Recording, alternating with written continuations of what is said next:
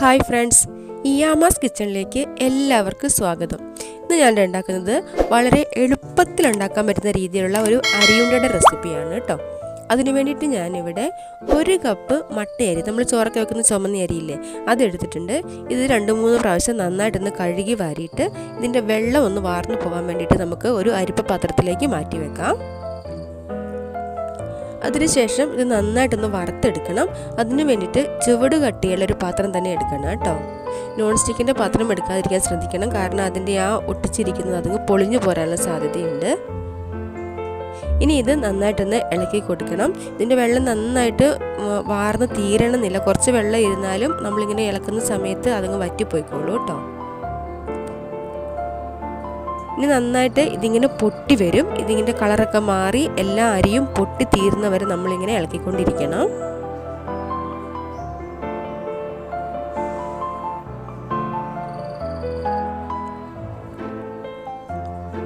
അപ്പോൾ ഇതിവിടെ റെഡി ആയിട്ടുണ്ട്. ഇത് നമുക്ക് ഇനി വേറെ ഒരു പാത്രത്തിലേക്ക് തണുക്കാൻ വേണ്ടിയിട്ട് മാറ്റി വെക്കാം. നന്നായിട്ട് തണുത്തതിന് ശേഷം നമുക്കൊരു മിക്സിയുടെ ജാറിലേക്ക് ഇട്ട് കൊടുക്കാം.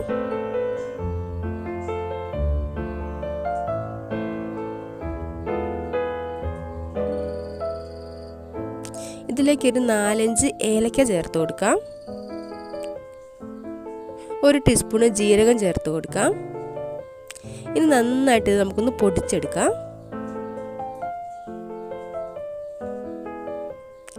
ഇനി ഇതിലേക്ക് ഒരു 1/4 കപ്പ് തേങ്ങ ചേർത്ത് കൊടുക്കാം. തേങ്ങ നമ്മുടെ ആവശ്യത്തിന് ചേർക്കാം കേട്ടോ. 1 കപ്പ് ചേർത്താലും കുഴപ്പമില്ല, തീരെ കുറഞ്ഞു പോകണ്ട.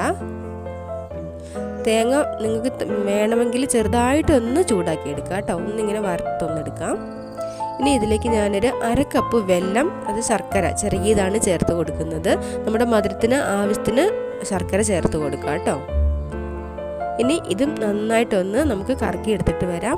ഒറ്റ കറക്കിന് ഇത് കറക്റ്റായിട്ട് കിട്ടില്ല. 2-3 പ്രാവശ്യം ഒന്ന് ഇളക്കി കൊടുത്തതിന് ശേഷം വീണ്ടും ഇങ്ങനെ കറക്കി എടുക്കണം കേട്ടോ. ഈ ഒരു രീതിയിൽ കിട്ടുന്നവരെ നമ്മളിതൊന്ന് കറക്കിയെടുക്കണം. ഇതിനുശേഷം നമുക്കിതൊരു പാത്രത്തിലേക്ക് മാറ്റി വെക്കാം. ഇനി നമ്മൾ മിക്സ് ചെയ്യേണ്ട ആവശ്യമൊന്നുമില്ല കേട്ടോ. ഇനി ഇതിൽ നിന്ന് ഓരോ പോർഷൻ എടുത്തിട്ട് നമുക്ക് ഉണ്ട ഉരുട്ടാം.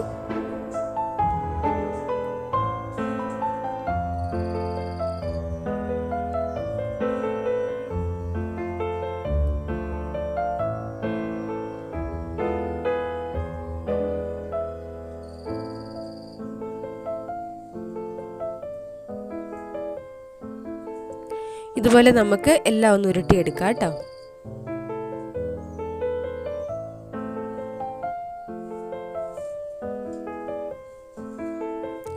അപ്പോൾ അതാ ഇത്രയേ ഉള്ളൂ. കണ്ടില്ലേ, എത്ര എളുപ്പത്തിൽ നമുക്ക് അരിയുണ്ട ഉണ്ടാക്കാൻ വേണ്ടിയിട്ട് പറ്റും.